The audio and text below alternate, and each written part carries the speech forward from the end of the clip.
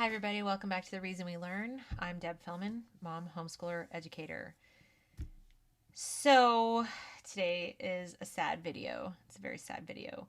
Um, I would like to do a sort of an in memoriam for Walter Williams. For those of you who don't know Walter Williams, he was an economist, a scholar. As this article in Cato points out, he made huge contributions to the public debate about the economy, capitalism, um, even education, and that's what I want to talk to you about today because that's my area. But I just want to take this moment to say that a great mind has left us, and I'm very very sad. So, if you aren't familiar with him, I'm going to share with you some things he wrote incredibly recently. In fact, there's a piece that just got published yesterday, and I wonder when he wrote it or when he intended it to be published because he only died um, yesterday. So it's kind of a shock. Anyway, he was 84 years old and he did like to smoke, and that's never a good combination. But here's the last thing that he wrote to share with us. Black education tragedy is new. Published yesterday. And I'm just going to go ahead and share it with you. Let's share it together. It says, several years ago, Project Baltimore began an investigation of Baltimore's school system. What they found was an utter disgrace. In 19 of Baltimore's 39 high schools, out of 3,804 students, only 14 of them, or less than 1%, were proficient in math. We've talked about that on this channel before. In 13 of Baltimore's high schools, not a single student scored proficient in math. In 5 Baltimore City high schools, not a single student scored proficient in math or reading. Despite these academic deficiencies, about 90% of the students graduate and are conferred a high school diploma, a fraudulent high school diploma. Thank you, sir. It is fraudulent. If you do not give your students the education they need to be proficient in these subjects, why are you graduating them? Why are you telling them they're ready to leave school? You're not doing them a favor. It's called social promotion, but it is certainly not doing anyone a favor. As I mentioned on this channel, you now have presumed President-elect Biden, who is considering the superintendent of schools from this district as Secretary of Education. It's one of the people on the list. We read a letter the other day from a principal of a Baltimore school who was talking about wanting more money and more diversity, equity, inclusion, and all that kind of thing. These are the results. These are the results. I don't think this is about money, but let's continue. The Detroit Public Schools Community District scored the lowest in the nation compared to 26 other urban districts for reading and mathematics at the 4th and 8th grade levels. A recent video captures some of this miseducation in Milwaukee high schools. In 2 city high schools, only 1 student tested proficient in math, and none are proficient in English. Let that sink in, guys. In 2 city high schools, only 1 student. In 2 whole high schools, 1 student proficient in math, 0 proficient in English. Yet the schools spent a full week learning about systemic racism and Black Lives Matter activism. By the way, a November 19th, 2020 Milwaukee Journal Sentinel article asks, how many black teachers did you have? I've only had 2. The article concludes, for future black students, that number needs to go up. New York City is one of many school systems in the United States set to roll out Black Lives Matter themed lesson plans. According to New York City Department of Education, teachers will delve into systemic racism, police brutality, and white privilege in their classrooms. These kids won't be able to read the lessons. They certainly won't understand the implications of any statistics presented to them, will they? They are not proficient in math.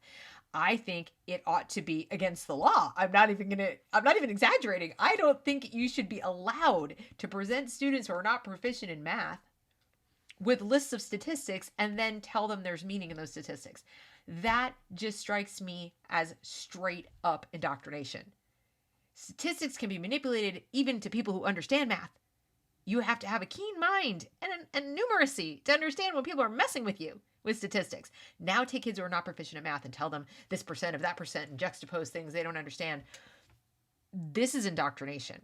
That's how you do it. You keep them to a point where they don't understand math and they don't understand English. Now you roll out lesson plans written in English that use math and statistics to teach them about ideas that you want them to adopt, and they can't possibly argue with you. Isn't that perfect? Should we blame this education tragedy on racial discrimination or claim that it's a legacy of slavery? Dr. Thomas Sowell's research into education assumptions versus history documents academic excellence at Baltimore's Frederick Douglass High School and others. This academic excellence occurred during the late 1800s to mid 1900s. So, I'm pretty sure, I could be wrong. No, I'm not wrong. We had segregation then. And I am by no means advocating for segregation, but don't they sort of have a de facto segregation now when these schools are predominantly black anyway? And these are the results? But we had kids producing excellent results in the late 1800s to mid 1900s. An era when blacks were much poorer than today and faced gross racial discrimination. Frederick Douglass High School of yesteryear produced many distinguished alumni such as Thurgood Marshall, Supreme Court Justice, Cab Calloway, musician, and several judges, congressmen, and civil rights leaders. Frederick Douglass High School was second in the nation in black PhDs among its alumni. So I'm pretty sure our kids, regardless of what race they are not learning the things were actually better in the past. We're talking about systemic racism, a legacy of slavery, legacy of discrimination, legacy of this, legacy of Jim Crow, all this horrible white supremacy of our past. We have to just break free of the chains of our terrible history that produced better results in lots of black PhDs.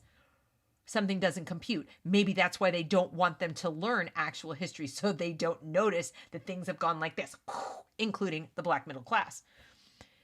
Let's continue, shall we? Also in Sowell's Education Assumptions versus History is the story of Paul Laurence Dunbar High School, a black public school in Washington, D.C.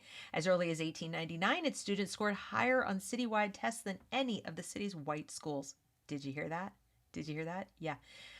Dunbar High School, a black public school, 1899. Just let that sink in.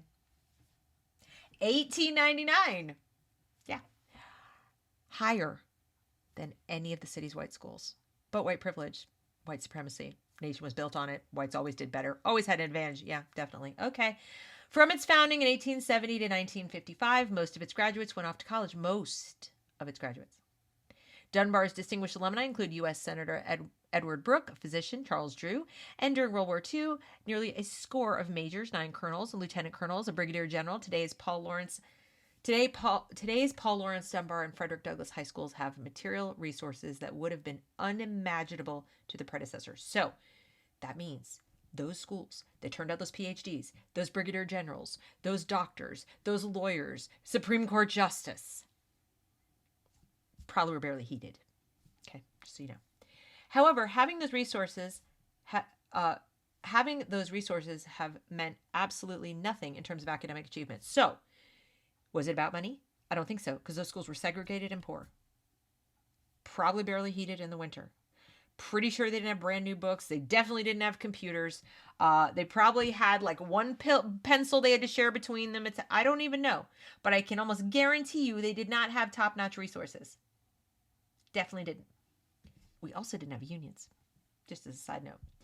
If we accept the notion that rotten education is not preordained, then I wonder when the black community will demand an end to an educational environment that condemns so many youngsters to mediocrity. You can bet the rent money that white liberals and high-income blacks would not begin to accept the kind of education for their children that most blacks receive. The school climate, seldom discussed, plays a very important role in education. During the 2017-2018 school year, there were an estimated 962,300 violent incidents and 476,100 nonviolent incidents in U.S. public schools nationwide. Schools with 1,000 or more students had at least one sworn law enforcement officer. About 90% of those law enforcement officers carry firearms. Aside from violence, there are many instances of outright disrespect for teachers. First and second graders telling teachers to shut the F up and calling teachers the B word. I've seen it. Just so you know. Heard it. Seen it.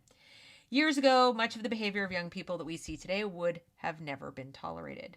There was the vice principal's office where corporal punishment would be administered for gross infractions. If the kid was unwise enough to tell his parents what happened, he might get more punishment at home. Today, unfortunately, we have replaced practices that worked with practices that sound good and caring, and we are witnessing the results. And then he's gone from us. The man was brave. The man was honest. The man was 84 years old.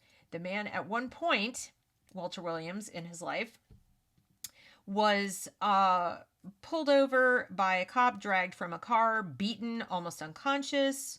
He was personally victimized by racism. He went into a segregated military, didn't get treated very well there. And despite growing up with all of that in his past, he still was a champion for this country, for capitalism, for our Constitution, and as you can see, for traditional education. I'm not a big fan of corporal punishment, but I get his point.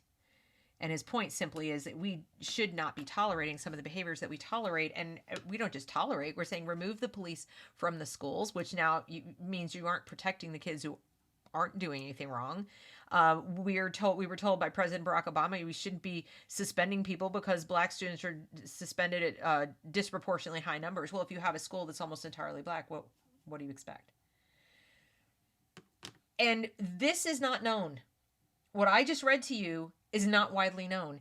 If it were widely known, do you think that these unions and the guy like Mr. Del Toro that I read about the other day, and the people who are saying we just need more money and our schools are poor and it's not fair and the white schools have more money, me.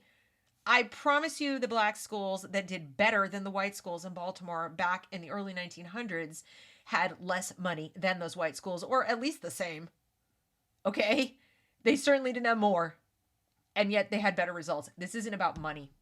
This is about how we're teaching the kids and what we're letting them get away with. And we're teaching them they can get away with this. We're teaching them that people will feel so guilty and will feel so bad about what's going on that they'll do everything, including changing the grades, getting rid of merit-based gifted programs, punishing teachers who fail kids, removing the ability to fail kids, removing the ability to suspend kids.